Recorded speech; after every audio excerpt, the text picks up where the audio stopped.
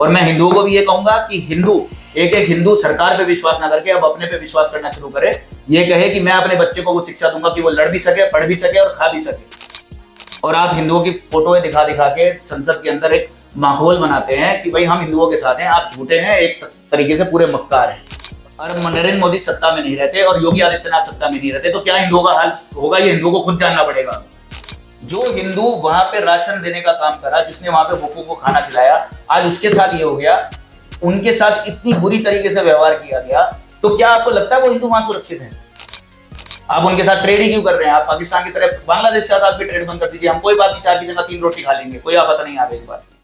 पड़ोसी देश बांग्लादेश में शेख हसीना की सरकार का तख्ता पलट होने के बाद प्रोफेसर मोहम्मद यूनिस को वहाँ की सत्ता की चाबी सौंपी गई है।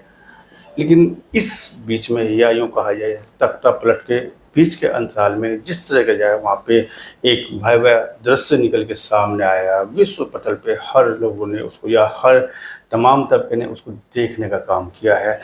गैर मुस्लिम लोगों के साथ में जो है इस सरकार के तख्ता पलट के साथ जिस तरह का जो है व्यवहार या गलत व्यवहार या जिस तरह की जो है वहाँ पे सामने पिक्चर आई है, उसने कहीं ना कहीं बॉलीवुड द्वारा बनाई गई मूवी जिसमें अनुपम खेर भी रहे हैं, द कश्मीर फाइल की याद ताज़ा करने का कार्य किया है। विश्व पटल पर जिस तरह से अत्याचार गैर मुस्लिम लोगों के साथ या यूँ कहा जाए हिंदुओं के साथ हो रहे हैं, वो सामाजिक मायने में कहीं ना कहीं खरे नहीं उतरते। इसी विषय पर बातचीत करने के लिए हमारे साथ में जो है शहीद बजारगढ़ के अध्यक्ष अभिनव अग्रवाल जी हैं, युवा नेता है और काफ़ी अच्छी पकड़ रखते हैं इन विषय पर और बहुत गहराई से इस बात को जो है रखने का काम भी करते हैं। बातचीत करेंगे इनसे, इस बात की भी चर्चा की जाएगी क्या गैर मुस्लिम लोगों को देश में या दूसरी जगह रहने का हक नहीं है। जिस तरह का व्यवहार किया गया है तख्ता पलट के दरमियान, इसको कैसे देखते हैं, तमाम इनसे चर्चा रहेगी। अभिनव अग्रवाल जी आपका जेडीयू में बहुत बहुत स्वागत है। धन्यवाद। हाल फिलहाल में जो है पड़ोसी देश बांग्लादेश में जिस तरह तख्ता पलट किया गया है, शेख हसीना की जो सरकार को जो है बदला गया है, उसका तख्ता पलट करके जो है मोहम्मद यूनिस को जो है चाबी सौंपी गई है। लेकिन इस पूरी पिक्चर के बीच में जिस तरह का भयावह दृश्य निकल कर आया, गैर मुस्लिम लोगों के साथ जिस तरह का व्यवहार वहाँ पे हुआ, मैं एक वीडियो देख रहा था कि वहाँ पे जो पढ़ने वाले बच्चे थे, स्टूडेंट्स थे, उनको जो छतों से कूद जाना पड़ा है। तमाम पिक्चर ये सोशल मीडिया पर छाई हुई है, कैसे देखते हैं, क्या कहना चाहिए? देखिए, बांग्लादेश के अंदर 1971 के बाद वहाँ पे भी इससे पहले भी जेनोसाइड हुआ था और हिंदुओं का 30 लाख हिंदुओं, ज़्यादा से ज़्यादा हिंदुओं का कत्ल हुआ, 4 लाख महिलाओं का बलात्कार हुआ। उसके बाद हमारी माननीय इंदिरा गांधी जी ने उस पर एक्शन लिया। वही पिक्चर हमें इस बार देखने को मिली। और हिंदू एक ऐसी प्रजाति है धरती पे जो किसी को नुकसान नहीं पहुँचाती। आज तक हिंदुओं ने कभी नए देश की मांग नहीं करी, अपनी ही ज़मीन देके पाकिस्तान, बांग्लादेश जैसे अलग अलग देश बनाए। ठीक है, उसके बाद जब बांग्लादेश बना तो हिंदुओं ने वहाँ पे गरीब भूखे लोगों को खाना खिलाया। आप उसका एग्जाम्पल स्कॉन टेम्पल के रूप में देख सकते हैं। कई लाख, कई करोड़ लोगों को खाना खिलाया और उसके बदले में बांग्लादेश ने हमारे हिंदुओं को ये दिया। आपके सामने पिक्चर क्लियर है कि आप हमारे साथ कितना भी अच्छा करेंगे, हम ऐसा ही करेंगे। आप ऐसा ही करेंगे, आप कुछ भी करेंगे, लेकिन क्या इसके सामाजिक मायने कोई मीनिंग नहीं रखते? देखिए, या उनको जो इस्तेमाल में नहीं लाना चाहिए? भाईचारे की दुआई दी जाती है। और हाल फिलहाल में भी देख रहा था किसी एक नेता का, जब मैं इंटरव्यू कर रहा था, कि उसने कहा कि हिंदुस्तान में इस तरह की परंपरा आ रही है, जाति धर्म की जय उम्माद फैलाया जा रहा है, या कि जैसे सियासत में जैसे लाया जा रहा है। हम बात करें पाकिस्तान की, हम बात करें मुस्लिम कंट्री की, वहाँ तो हिंदू बड़े अच्छे से रह रहा है, लेकिन उस बात को झुठलाने का काम हाल फिलहाल में जो बांग्लादेश ने किया है। क्या सामाजिक मायनों की वहाँ पे कोई वैल्यूएशन नहीं है? वो तो सबके सामने है। सामाजिक मायनों की वैल्यू होती तो बांग्लादेश में ये होना ही नहीं चाहिए था। वहाँ पे आरक्षण के बेस पे सत्ता को हटाया गया, उसमें हिंदुओं को क्या दोष था? किसी भी एक हिंदू ने कोई वहाँ पे विरोध में, सत्ता के पक्ष में या विरोध में कुछ कहा हो, या ये कहा हो कि भाई हम आरक्षण के साथ नहीं हैं, खिलाफ हैं। आपने सिर्फ सबसे पहले एक उस तबके को निशाना बना लिया जो किसी को कुछ नहीं कहता। और मैं इसके अंदर हिंदुओं की भी गलती मानता हूँ बांग्लादेश के, जब उन्हें 1971 में और उसके बाद भी बहुत जरा से झगड़ों के अंदर ये पता लग रहा था कि भाई बांग्लादेश के अंदर हमारे हालात रहने वाले नहीं है, तो उन्होंने अपने देश में शरण ले लेनी चाहिए थी, चाहे अपना सब कुछ छोड़ छाड़ के आ जाते। और आज भी मैं उन्हें यही सलाह दूंगा कि बांग्लादेश और पाकिस्तान में जितने हिंदू भाई रह रहे हैं वो धीरे धीरे घट रहे हैं, वो अपने हिंदुस्तान में आके शरण ले लें और सरकार को भी उनकी बाहें फैला के स्वागत करना चाहिए। मतलब जो है हिंदुओं का देश केवल हिंदुस्तान, जी बिल्कुल। बाहर फॉरेन कंट्री या पूरे वर्ल्ड में ये हिंदू नहीं रह सकता, आप इस बात को कह रहे हैं, नहीं, इस नहीं, बात मैं को आप आगे सभी- बढ़ाने का कार्य कर रहे हैं। क्या पूरी दुनिया हिंदुओं के रहने के लायक नहीं रही? मैं सभी इस्लामिक देश और सभी देशों की बात नहीं कर रहा, मैं सिर्फ दो कट्टरपंथी इस्लामिक देश पाकिस्तान और बांग्लादेश की बात कर रहा हूँ, अफगानिस्तान की बात कर रहा हूँ। अफगानिस्तान से हिंदू ना के बराबर हो गया है, पाकिस्तान में स्थिति आ चुकी है कि वो ना के बराबर हो जाए और बांग्लादेश में आने वाले 5-7 साल में खत्म हो जाएगा। नहीं, परसेंटेज वैल्यू तो जो है बहुत सी जगह घट रही है, यहाँ तक कि हमारे जो है देश के कई राज्यों में जो है परसेंटेज वैल्यू घट रही है। अपने देश में हम अपना आपको नहीं बचा पा रहे हैं। हमारे राज्यों में घटने का कारण ये भी है कि हिंदुओं के यहाँ 1 या 2 बालक होते हैं, मुसलमानों में 8, 9, 10। वो सरकार का काम है कि वो उस पर जनसंख्या नियंत्रण कानून लाए या कुछ भी करे, लेकिन बाहर के देशों के अंदर उनके साथ जेनोसाइड होता है, उनके साथ पब्लिकली मारपीट होती है, उनको खत्म कर दिया जाता है या उनको कन्वर्ट कर लिया जाता है धीरे धीरे करके। जो हिंदू तबका वहाँ पे बांग्लादेश के अंदर कभी 16 से 17% अपना मापदंड रखता था, आज वो 8% पे रह गया और आने वाले टाइम में ये 1-2% रह जाएगा, इसमें कोई शक नहीं। शेख हसीना को जिस प्रकार से जो है हिंदुस्तान की सरकार ने जो संरक्षण देने का कार्य हाल फिलहाल में किया है, जब उनकी जो सत्ता पलट रही थी तब तक वहाँ पे पलटा जा रहा था, क्या एक कैडे भाव से जो है भारत के जो है एक हुक्मरान जो है इस बात को नहीं कह सकते थे कि हिंदुओं पे या गैर मुस्लिम लोगों पे अगर अत्याचार किया गया तो उन लोगों को जो है इसको खामियाजा भुगतना पड़ेगा? ऐसा कोई संदेश देने का कार्य मुझे नहीं लगता कि ये भारत सरकार के द्वारा किया गया नहीं, है। भारत सरकार के द्वारा, मोदी जी के द्वारा ट्वीट किया गया है, लेकिन मैं जो ये नहीं, ट्वीट किया गया है कि जो है प्रोफेसर यूनुस जो है अपनी सत्ता को संभाले और जो वहाँ पे अमानवीय व्यवहार हो रहा है उसमें थोड़ा सा बदलाव लाए, जी, जी। ये किया गया है। लेकिन इस बीच में जो तख्ता पलट में जो व्यवहार किया गया, एक संदेश अगर यहाँ से निकल जाता तो शायद मुझे नहीं लगता कि इतना बड़ा जाए वहाँ पे जो नरसंहार या जितना बड़ा जो वहाँ पे अमानवीय व्यवहार किया गया है उसमें कहने की कमी आ जाती, मुझे लगता है। संदेश कैसे निकलेगा सर? जो कांग्रेस पार्टी दोहरा चरित्र लेके पूरे हिंदुस्तान के अंदर घूम रही है कि हम हिंदुस्तान के साथ हैं, हम सेकुलरिज्म का चोला ओढ़ के घूम रही है, क्या सेकुलरिज्म में हिंदू नहीं आता कहीं पे भी? मैं आज सेकुलरिज्म आपसे का मतलब है कि सब लोग इकट्ठे हैं? हाँ, मैं आज सेकुलरिज्म में हिंदुओं की हिस्सेदारी पूछता हूँ, कितने % कांग्रेस पार्टी हिंदुओं की हिस्सेदारी बताती है कि भाई हिंदुओं की हिस्सेदारी सेकुलरिज्म में है। सबसे ज्यादा सेकुलरिज्म हिंदू फैलाएगा, सबसे ज्यादा ठेकेदारी भी सेकुलरिज्म की हिंदुओं की है, और जब मारकाट होगी तो सेकुलरिज्म साइड में रख दिया जाएगा और आप ये कहेंगे भाई हम आपको मुबारकबाद देते हैं, आप बांग्लादेश में सरकार स्थापित करें और हम आपके साथ हैं। आप एक शब्द वहां की माइनॉरिटी के लिए नहीं बोलते, और आप हिंदुओं की फोटो दिखा दिखा के संसद के अंदर एक माहौल बनाते हैं कि भाई हम हिंदुओं के साथ हैं। आप झूठे हैं, एक तरीके से पूरे मक्कार हैं।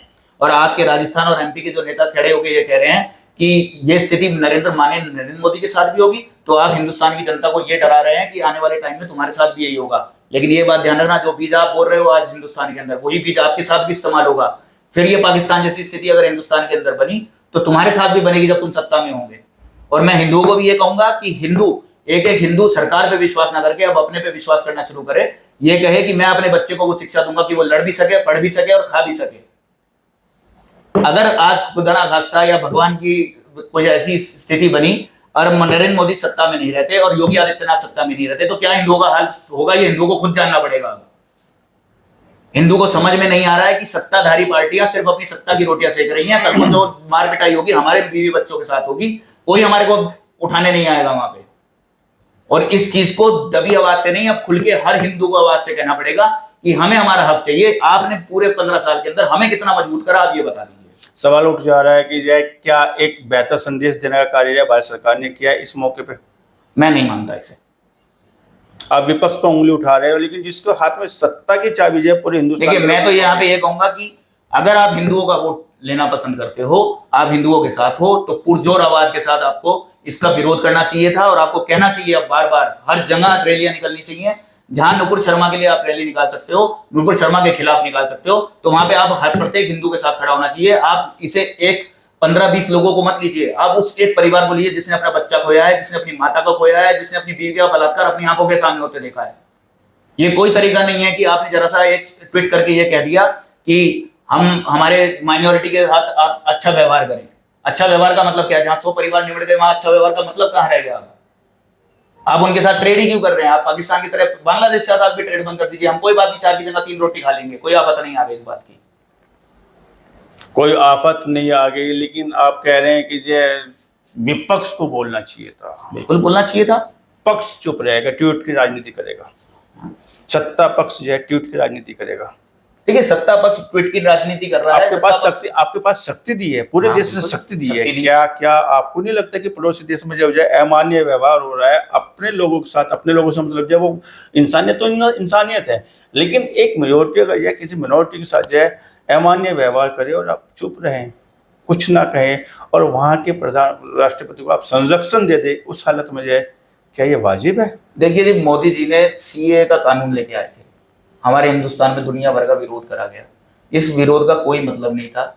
आज सबको समझ में आ गया सीए के कानून की महत्ता क्या है इस देश में। उन हिंदुओं को रास्ता चाहिए अपने देश में वापस आने का, वो रास्ता मोदी जी ने खोलने का काम किया। नहीं, हिंदुओं का देश हिंदुस्तानी है क्या? सब आप बार बार एक बात करेंगे, हिंदुओं का देश हिंदुस्तानी है। हिंदू का देश वो नहीं है कि जहाँ वो जन्म हुआ, जहाँ उसकी परंपरा है, जहाँ उसका पैदा हुआ, जहाँ उसके दादा बाबा, ऐसा थोड़ा नहीं कि 10 साल पहले गए होंगे, आज उनके साथ दिक्कत आ गई फिर भागे वापसी आ जाओ। ये मामा का घर थोड़े ना है, हिंदुस्तान मामा का। ये आपको परसेंटेज में प्रमाण नहीं मिल रहा है क्या और देशों में कि हिंदुओं का देश अब हिंदुस्तान ही रह गया है? आपको परसेंटेज मतलब जहाँ वो रहे वहां सुरक्षित नहीं हो सकता क्या? वहां सुरक्षित होगा कैसे? आप वहां की आर्मी से हर रोज ये वार्तालाप करोगे क्या कि आज हमारे हिंदुओं को ये बचा दो, आज हिंदुओं को वो बचा दो? जो हिंदू वहां पे राशन देने का काम करा, जिसने वहां पे भूखों को खाना खिलाया, आज उसके साथ ये हो गया, उनके साथ इतनी बुरी तरीके से व्यवहार किया गया, तो क्या आपको लगता है वो हिंदू वहां सुरक्षित है? ये तो अंधे के गड्ढे वाली बात होगी। कब तक गिरता रहेगा अंधा? कब तक आंखें को पट्टी तो सरकारों ने रास्ते खोले हैं सीए के। आप शरण दो, जब आपने पाकिस्तान से आए हुए हिंदुओं को शरण दी थी, आप बांग्लादेश आए हुए शरण दो। आप मिठाइयां इन क्या नाम रोहिंग्या वगैरह में बांट रहे हो, आप उन्हें बांटो ना, क्या दिक्कत है? देश तो एक ही है हमारा, उनके तो 56 देश हैं, 56 देश है ना उनके, और वहां पे वो सुरक्षा की गारंटी ले रहे हैं। हमें क्या जरूरत है किसी के बारे में कुछ कहने की? आप एक हिंदू को हाथ ना लगाते वहां पे। कभी आपने किसी आपके देश में तो रोहिंग्या भी, आप रोहिंग्या की बात करें, आपके देश में तो रोहिंग्या भी सुरक्षित है। हाल फिलहाल में जो नगर विधायक राजीव कुमार ने जो सदन में मुद्दा उठाने का काम किया है, और धामी जी का जो चाप जो उत्तराखंड में चल रहा है, किसी छिपा हुआ नहीं है, और यहाँ तो रोहिंग्या भी सुरक्षित है। हमारे देश ने सरकारी संपत्तियों का इस्तेमाल कर रहा है। हमारे देश ने तो सबको, जिसने पीठ में छुरा घोंपा, या जिसने हमें गले लगाया, या जिसने हमें से मोहब्बत से बात करी या नफरत से बात करी, हमने सबको गले लगाया। और पूरा विश्व जानता है कि हिंदुस्तान से बढ़िया देश कोई नहीं है इस टाइम किसी भी कम्युनिटी के लिए। मैं मुसलमानों की भी बात नहीं कर रहा, मैं सिखों की बात नहीं कर रहा, मैं क्या नाम किसी क्रिश्चियन की बात नहीं कर रहा। सबके लिए यही देश सुरक्षित है, और ये देश सुरक्षित तभी रहेगा जब यहाँ पे प्रोटोकॉल इसी तरीके का होगा, सबके साथ एक जैसा व्यवहार होना चाहिए। जब आप वहां पे फिलिस्तीन के लिए नारे लगा सकते हो, हमास के लिए नारे लगा सकते हो, तो आपको बांग्लादेश के लिए भी नारे लगाने चाहिए थे। आप एक तरफा होके पार्टी नहीं चला सकते, और ये हिंदुओं को भी समझना पड़ेगा, जो तुम्हारी आवाज उठाएगा उसके साथ खड़े हो, और अपनी आवाज खुद उठाना भी सीखो। मैं कहता हूं सरकार क्यों नहीं खोलती इनके लिए कि हम 2-2 साल के लिए आर्मी स्कूल की, भाई 2 साल की ट्रेनिंग, हर हिंदू के बच्चे को आर्मी स्कूल की ट्रेनिंग मिलनी चाहिए, वो अपनी सुरक्षा खुद कर सके। क्यों क्या नाम मार्शल आर्ट नहीं सिखाई जाती हमारी लड़कियों को? मार्शल आर्ट सिखाओ, वो अपनी सुरक्षा खुद करेंगी। एक आम नागरिक पे आप मेरे को इतना बता दे कि एक पुलिस वाला कितने लोगों की सुरक्षा करता है हमारे देश के अंदर? कितने नागरिकों पे एक पुलिसकर्मी है, और वो कितनी सुरक्षा कर लेगा? वो अपनी ही जान बचा ले इस भीड़ के अंदर, तो बहुत बड़ी बात है। वर्ल्ड की सबसे बड़ी पार्टी मानी जाती है भारतीय जनता पार्टी जो है, और न केवल वर्ल्ड की जो सबसे बड़ी पार्टी है, वो हिंदुओं की हिमायती सबसे बड़ी पार्टी है, लेकिन चुप है। देखिए सर, ऐसे अमानवीय व्यवहार पे चुप है। एक ट्वीट जाता है प्रधानमंत्री का, प्रोफेसर यूनुस सत्ता संभाले, और हम उम्मीद करते हैं अमानवीय व्यवहार गैर मुस्लिम लोगों पे नहीं होना चाहिए। क्या ट्वीट से जो है उनका भला हो जाएगा? आप खुद कह रहे हैं जिनके घरों में जो है जवान लड़के अब बलात्कार जैसी बातें कर रहे हैं, क्या उनका भला हो जाएगा एक ट्वीट से? देखिए ये उनका अपना राजनीतिक मामला है। मैं तो आज गरीब उछले नहीं, मैं कह रहा हूँ कि हिंदुओं की सबसे बड़ी पार्टी, मेरी बात को समझिए, हिंदुओं की न केवल वर्ल्ड की सबसे बड़ी पार्टी है, लेकिन हिंदुओं की हिमायती सबसे बड़ी पार्टी, और आप फिर चुप हो। आपको वोट हिंदू को चाहिए। वही मैं आपसे कह रहा हूँ ना, अगर आपको हिंदुओं का वोट चाहिए तो हिंदुओं को भी समझना पड़ेगा हमें वोट एहसास कब कराएंगे? अमानवीय व्यवहार हो रहा है, हत्याएं हो रही हैं, इस तरह की दिक्कतें सामने आ रही हैं, गैर मुस्लिम लोगों के सामने आ रही हैं, और आप उनके जो है कहते हो कि हम उनको जो है आगे बढ़ाने वाले, संरक्षित करने वाले, और आप चुप हैं। फिर हो सकता है आरएसएस चुप है, तमाम लोग चुप हैं। आरएसएस और बीजेपी के बारे में मैं बात नहीं कर, बीजेपी के बारे में बात करता हूँ। बीजेपी हिंदुओं के लिए कर रही है, लेकिन वो तरीका आज भी बहुत ढीला है। इतने ढीलेपने से काम कब नहीं तक चलेगा। मरते रहेंगे? कब तक मरते रहेंगे? सवाल ही है ना। अभी आप ये कश्मीर फाइल दिखा रहे हैं, कश्मीर फाइल दिखाने के बाद ये चुनाव आ जाता है, चुनाव में लाभ, वो मैं नहीं कह रहा उस चीज़ को, लेकिन जो इस तरीके से सामने चीज़ें हैं और देखने के बाद मैं नहीं मानता जितने दर्शक जो वहाँ पर गए होंगे और जो बड़े तरीके से जो उसको देखा गया, पूरे देश भर ने उसको देखा है, मैं नहीं मानता कि जो किसी की आंखों में जो आंसू ना आए हों। बिल्कुल बावजूद उसके जो हम अमान्य व्यवहार फिर सहन कर रहे हैं बांग्लादेश के रूप में। फिर वही अंधे अंधे की पट्टी वाली बात होगी ना, अंधे के गड्ढे वाली बात होगी ना। कब तक गिरते रहेंगे और कब तक सरकार मुख बनी रहेगी, तमाशा देखेगी? बिल्कुल इस पे जो कठोर कदम कब उठाएगी? आपको कठोर कदम उठाने पड़ेंगे। और जब हिंदू जातिवाद से उठ के, अब आप सुप्रीम कोर्ट का एक फैसला देख लीजिए। मैं देखिए माननीय है सुप्रीम कोर्ट, मैं उसके बारे में कोई टिप्पणी ऐसी नहीं करना चाहता जो किसी को आहत पहुंचे, लेकिन सुप्रीम कोर्ट का ये फैसला मेरे को बिल्कुल अच्छा नहीं लगा, जिसके अंदर उसने कहा कि कास्टिज्म के अंदर भी एक सब कास्टिज्म होना चाहिए। आप हिंदुओं को इस तरीके से बांट रहे हो कि भाई भाई के साथ बैठना भी पसंद नहीं करेगा आपको, बल्कि ऐसी व्यवस्था लानी चाहिए। मैं उस दिन सलाम करूंगा सुप्रीम कोर्ट को जिस दिन वो कहेगा कि आगे से जाति हटाओ, इंडियन लगाओ। जाति है कि जाति नहीं, हिंदुओं को तो बेड़ा गर्क जाए, मैं समझ रहा हूँ। आप सीधे सीधे जाति हटाओ, आपको कोई कुमार, कोई अग्रवाल, कोई क्या नाम अरोड़ा, कोई राजपूत, कोई कुछ नहीं लगाएगा, इंडियन लगाएंगे सब। मैं सुप्रीम कोर्ट को सलाम करूंगा कि आपने हिंदुस्तान के हर नागरिक को एक होने का मौका दिया। आप आरक्षण, मैं आरक्षण के खिलाफ नहीं, देश के सरकारी एक नाम पे जाए एग्री नहीं है। कोई कहता है कि इंडिया, कोई कहता है भारत। अब से इंडिया इंडिया नहीं रहेगा। पिछले दिनों जब एक इंडिया नाम का गठबंधन बना, उसमें जो है सत्ता पक्ष ने बड़ा हल्ला मचाया। मैं बड़ी पढ़ी लिखी फैमिली में से आता हूं, तो ये जो चीजें होती हैं कि इंडिया, भारत और ये सब, ये लोगों को बेवकूफ बनाने के लिए मैं वही कह रहा हूँ कि अपने मतलब के लिए आप कुछ भी बन जाए। आप टाइम पास करने की चीजें लोगों को दे देते हैं और वो 2-3 महीने भूल जाते हैं कि पिछला मुद्दा क्या हुआ था। ये सिर्फ वो प्रोपेगेंडा है और कोई प्रोपेगेंडा। अभिनव जी, ये मुद्दा नहीं है, ये मुद्दा नहीं है, अमानवीय व्यवहार है। और आज के समय में अमानवीय व्यवहार जब हो रहा है, जब लोग जो है सामाजिक वैल्यूएशन समझने लगे, हर फैमिली से पढ़े लिखे निकलने लगे, और बावजूद उसके जो है विश्व पटल पर जो है बांग्लादेश जैसी घटनाएं जो सब लोग देख रहे हैं, बावजूद उसके जो है अमानवीय व्यवहार अभी भी जारी है। कमाल की बात है कि हिंदू अपने ही पोस्ट पे, अपने ही फेसबुक स्टेटस पे ये तक लगाने को राजी नहीं है कि बांग्लादेश में हिंदू भाइयों के साथ गलत हो रहा है। किस वजह से? उसका कारण क्या है कि हिंदू ये सोचता है कि यार मेरे वजह से किसी को आहत ना पहुंचे। जो आज भी ये सोच रहा है कि मेरे यहाँ जो मुसलमान भाई सामान लेने आता है, जो मुसलमान भाई मेरे यहाँ किराए पे रहता है, जो मुसलमान भाई यहाँ मैं रहता हूँ, उसे कहीं आहत ना पहुंच जाए कि मैं बांग्लादेश के मुसलमानों के बारे में गलत बोल रहा हूँ, वो ये आवाज उठाने को तैयार मतलब गलत को जो है, गलत को अपने संबंधों से जोड़ लिया। हाँ, संबंधों से, जबकि गलत तो गलत है। और आप इसके अंदर एक खूबसूरती भी देखिए हिंदुओं की। हिंदू कभी नहीं चाहता किसी को मन से भी किसी को चोट पहुंचाना।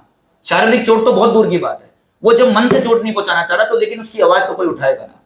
आज हिंदू को कम से कम ये तो बोलना पड़ेगा ना, चीख चिल्ला के, यार मेरे साथ अत्याचार हो रहा है। अगर मेरे साथ अत्याचार नहीं होता तो मैं नहीं बोलता। सोमनाथ मंदिर वाली बात हो गई। सोमनाथ मंदिर को जो लुटेरे लूट रहे थे और वहाँ पे बैठे हुए जो माला जप रहे थे वो लोग, जो उसके प्रोटेक्शन देने वाले थे या जो उसमें मंदिर में पुजारी थे कि भोलेनाथ आएंगे, सोमनाथ बचाएंगे, इस हालत में चल रहा है शायद, मुझे ऐसा लगता है। देखिए, आप सड़क पे कोई एक्सीडेंट हो जाता है, आदमी कैमरा लेके मोबाइल पे वीडियो तो बना लेता है, उसे अस्पताल तक नहीं पहुंचाता। ये हमारी आज की संस्कृति हो गई है। लोगों ने ऐसी संस्कृति बना ली है कि बस मेरे को वीडियो फुटेज मिल जाए और मेरा नाम हो जाए, देखो सबसे पहले वीडियो उसने डाली थी। ऐसे ही देख देख के बस कोई और करेगा, कोई और आएगा। मोदी जी आएंगे, योगी जी आएंगे, अब योगी जी के बाद कौन आएंगे? अगर योगी जी सत्ता में नहीं रहते तो तुम्हें बचाने कौन आएंगे? तुम अपने बच्चों को क्या शिक्षा दे रहे हो? तुम अपने बच्चों को ना उन्हें खाना ढंग का सिखा रहे हो, ना उन्हें लड़ना ढंग का सिखा रहे हो, ना उन्हें किसी चीज का विरोध करना सिखा रहे हो। उन्हें बिल्कुल आपने ढीला कर दिया। अब वो उनके बस का ये रह गया कि भाई दूसरा करेगा। हम तो सत्ता में वोट दिया है, अब वोट हमारे निर्णय करेगा कि हमारे आगे का क्या नाम भविष्य। वोट डालना बंद कर दिया, वोट डालना भी बंद कर दिया। अब तो वोट की बात करें, वो आसान करना, मैं मानता हूँ कि आसान ही है। आपने तो वो आसान 5 साल में हिंदू के 5 साल में आसान भी नहीं कर पा रहे आप। 5 साल में हिंदू के पास सिर्फ एक ही काम था अपने लिए कि मेरा भविष्य जो सही करेगा वो वोट डाल के अनुमानगी तय हो जाती है उससे। आज उसे ये भी आलस आने लगा कि यार ये 2 छुट्टियां मिली हैं, ठीक है, इन 2 छुट्टियों के अंदर मसूरी घुमाते हैं या फलाना मनाली चलते हैं। वोट तो, और एक नया परसेप्शन विपक्ष ने बना ही दिया कि भाई ईवीएम के अंदर गड़बड़ है। तो उसने कहा जब ईवीएम में गड़बड़ है तो हमारी पार्टी के पास ही तो गड़बड़ है, हमारी पार्टी अपना आप देख लेगी। ऐसी जब भयावह तस्वीरें निकलती है, ऐसी भयावह जैसे समाज में स्थिति बनती है, मैं बात बांग्लादेश की नहीं कर रहा हूँ, मैं बात तमाम जगह की कर रहा हूँ। द कश्मीर फाइल ने दिखाने का काम किया कि हमारे हिंदुस्तान में भी या कुछ राज्य ऐसे हैं या वहाँ पे इस तरह की घटनाएं घटी है। ऐसी घटनाएं की पुनरावृत्ति ना हो, उसके लिए सरकार को क्या करना चाहिए? उसके लिए सरकार को कुछ नहीं करना चाहिए। उसके लिए हमारे समाज के, चाहे वो हिंदू मुसलमान, हिंदू में समाज में है चाहे मुसलमान समाज में है, उसके अंदर हर समाज के वरिष्ठ आदमी को अपने बालकों को ये शिक्षा देनी चाहिए, गलत करोगे गलत होगा।